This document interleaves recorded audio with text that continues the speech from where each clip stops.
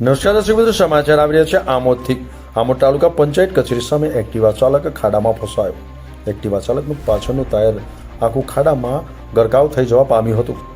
કેન્દ્ર સરકાર અને રાજ્ય સરકાર દ્વારા લાખો કરોડો રૂપિયાની ગ્રાન્ટ આમોદ નગરમાં રસ્તા રિપેરિંગ કરવા માટે આપવામાં આવે છે, તેમ છતાંય પણ આમોદ ખાડામાં છે કે પછી ખાડામાં આમોદ છે જેવા દ્રશ્યો અનેક વોર્ડના વિસ્તારોમાં જોવા મળી રહ્યા છે। એક્ટિવા ચાલકને રસ્તા પરથી જ જતા મહિલાઓએ એક્ટિવાને ધક્કો મારીને બહાર કાઢી હતી। એક્ટિવા ચાલકે ખૂબ જ ભાર દઈને એક્સિલેટર આપ્યું, પરંતુ તે એક્ટિવા ખાડામાંથી બહાર ન નીકળી। આમોદમાં ઠેર ઠેર ખાડાઓના સામ્રાજ્ય વચ્ચે આમોદની જનતા ત્રાહિમામ પુકારી ઉઠી છે।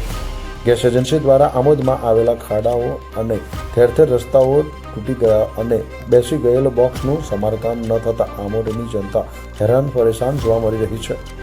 અત્રે ઉલ્લેખનીય છે કે આમોદ તાલુકા પંચાયત કચેરી સામે આજે એક એક્ટિવા ચાલક ખાડામાં ફસાયો હતો, જ્યાં તેને મહિલાઓએ ધક્કો મારીને એક્ટિવા ચાલકને બહાર કાઢ્યો હતો। તો આ સમાચાર પ્રકાશિત થયા બાદ આમોદ નગરપાલિકા દ્વારા ખાડા પુરાવાની કામગીરી હાથ ધરવામાં આવે છે કે કેમ તે જોવું રહ્યું। જાવેદ મલિકનો રિપોર્ટ, ન્યૂઝ ટુડે, આમોદ।